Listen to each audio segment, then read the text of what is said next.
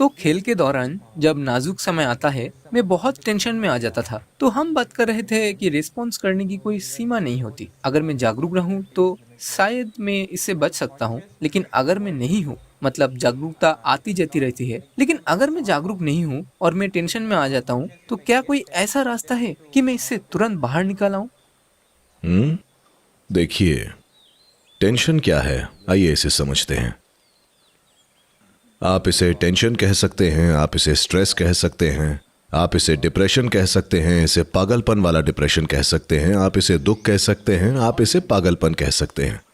Tension या stress मतलब असल में पागलपन की एक सीमित मात्रा। थोड़ा सा फर्क है। मेरा मतलब आप में पागलपन का एक छोटा सा सैंपल है ना? असल में आपके विचार इतनी तेजी से चल रहे हैं कि आप उन्हें संभाल नहीं पा रहे। मान लीजिए आप सोचते हैं कि मैं भारत का प्रतिनिधित्व कर रहा हूं, बहुत टेंशन होगा, आपके सर पर 140 करोड़ लोगों की उम्मीदें हैं, आपको मार डालेंगी, है ना? आपके पेरेंट्स की उम्मीदें आपको मार देंगी। इन सभी चीजों की चिंता मत कीजिए, आपको बस ये एक चाल सही से चलनी है ना? टेंशन इसीलिए हो रहा है क्योंकि क्या मैं जीत रहा हूं, क्या मैं हार रहा हूं, क्या मुझे ट्रॉफी मिलेगी नहीं मिलेगी, क्या मुझे ये मिलेगा, क्या होगा जब मैं वापस जाऊंगा।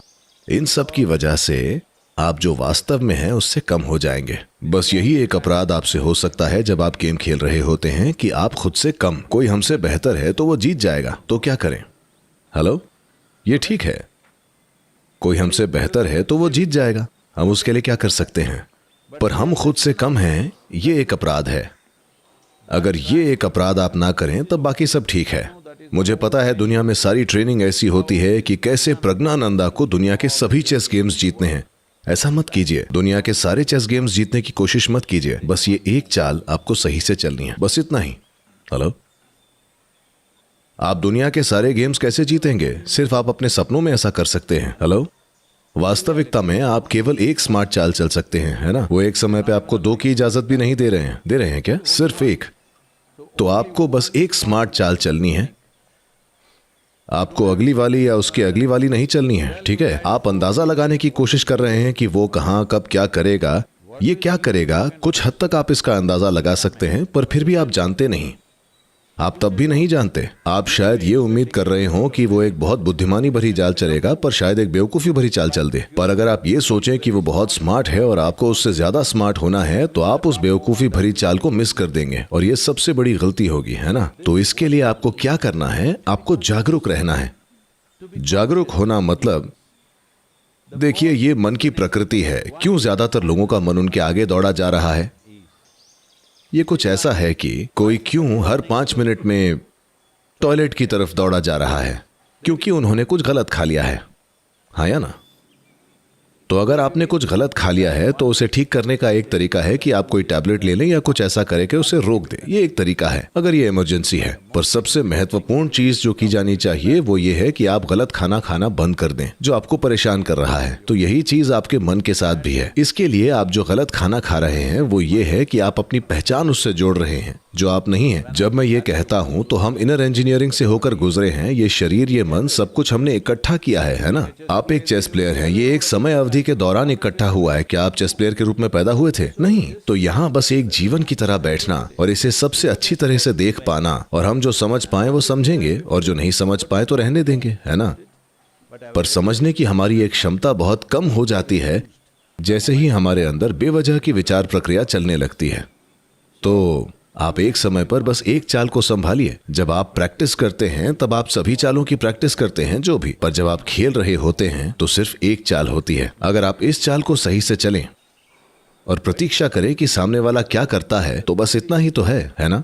और जब सामने वाला चले तो आप उसके बारे में कोई निष्कर्ष मत रखिए कि ये एक महान प्लेयर है। उनका चेहरा भी मत देखिए कि ये एक महान प्लेयर है, ये एक बेवकूफ है, ये ऐसा है, ये वैसा है। ये सब मत करिए। बस इतना देखिए कि वो कहां चल रहा है। बस इतना ही मायने रखता है ना? तो मैं कह रहा हूं कि गेम के लिए आपकी सूझबूझ आपकी उन सभी योजनाओं से ज्यादा महत्वपूर्ण है जो आपने बना रखी हैं। ये सब प्लान और चीजें आपके दिमाग की कसरत के लिए हैं ताकि आप हर चीज से परिचित हों।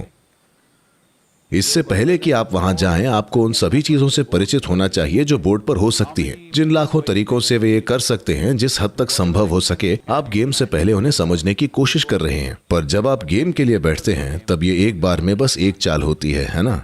तो क्योंकि अगर आप गेम नहीं समझते और वहां बैठ जाएं, तो जाहिर है कि ये कुछ अलग ही गेम होगा। आप गेम को समझते हैं और आपको बस इतना करना है कि जो हो रहा है उसके प्रति अलर्ट रहना है। इसके लिए आपको बड़ी प्लानिंग नहीं चाहिए। वैसे शायद आप ये समझ रहे हो कि सामने वाले का स्वाभाविक रुझान कैसा है, वो अपने प्रतिद्वंदी के साथ कैसे खेलता है, तो आपको क्या करना चाहिए। पर इस बारे में सचेत रहिए, पर इसे बहुत ज्यादा महत्व मत दीजिए, क्योंकि वो आपको चौंका सकता है। वो आपको एक शानदार चाल से चौंका सकता है या फिर एक बेवकूफी भरी चाल से भी। दोनों चीजें होती हैं, है ना? अगर वो एक बेहतरीन चाल चले तो इसका जवाब कैसे देना है आपको ये समझ लेना चाहिए। पर अगर वो एक बेवकूफी भरी चाल चले और हमने वो मिस कर दिया, तो फिर तो दोनों ही मूर्ख हुए, है ना? हेलो? क्योंकि आप हमेशा उस बेवकूफी भरी चाल के इंतजार में रहते हैं।